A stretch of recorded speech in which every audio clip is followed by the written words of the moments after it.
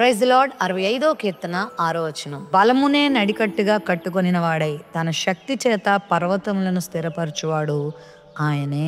పర్వతములనే స్థిరపరిచిన దేవునికి నీ జీవితాన్ని స్థిరపరచడం చేత కాదంటావా? నీ పరిస్థితుల్ని బాగు చేయటం ఆయన వల్ల కాదంటావా? బలమును నడికట్టుగా కట్టుకున్నాడంట. ఈ లోకంలో బలవంతుడైన దేవుడు అనేటువంటి పేరు కలిగిన వాడు మన ప్రభు. నీ జీవితంలో ఎలాంటి బలమైన కార్యాలనైనా ఆయన సునాయాసంగా చేయగలడు.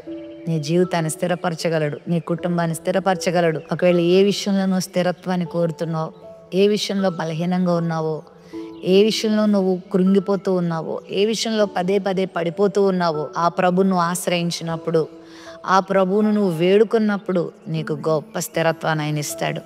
నీ జీవితాన్ని నిలబెడతాడు, నిన్ను అనేకులకు ఆశీర్వాదకరంగా మారుస్తాడు. ఆయనకున్నటువంటి బలము ఈ ప్రపంచంలో ఎవరికీ లేదు, దేనికి లేదు. ఆయన తన బలము చేత పర్వతములనే స్థిరపరిచాడు. తనకున్న శక్తి చేత ఆయన సమస్తాన్ని కలుగు చేశాడు. కనుక ఆయన శక్తి, ఆయన బలం అపరిమితమైనది.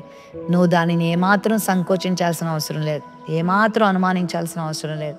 ఆయన బలమును నువ్వు నమ్ముకో, ఆయన శక్తిని నమ్ముకో, ఆయన బలమును వెతుకు, ఆయన సంధిలో ప్రాధేయపడు. ప్రవ్వా, నువ్వు బలవంతుడు అయ్యా, నా కుటుంబంలో బలమైన కార్యం చేయగలవు, నా జీవితంలో గొప్ప కార్యం నువ్వు చేయగలవని ప్రభు దగ్గరికి వచ్చి ఆయనతో మాట్లాడు, ఆయన నమ్ము, ఆయన కార్యాన్ని అన్యజనుల్లో ప్రకటించు.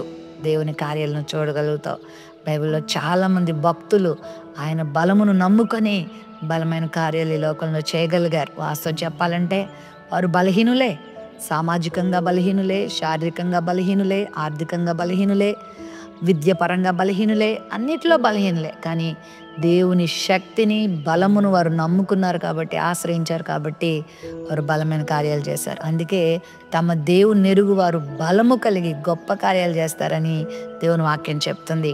కాబట్టి నువ్వు కూడా బలం పొందుకుంటావు. బలవంతుడైన ప్రభువుని ఆశ్రయించి నీ జీవితాన్ని స్థిరపరచుకో, నీ పరిస్థితులను స్థిరపరచుకో.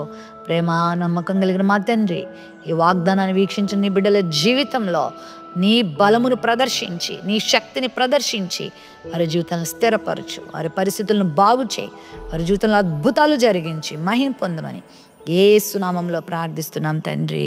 ఆమెన్.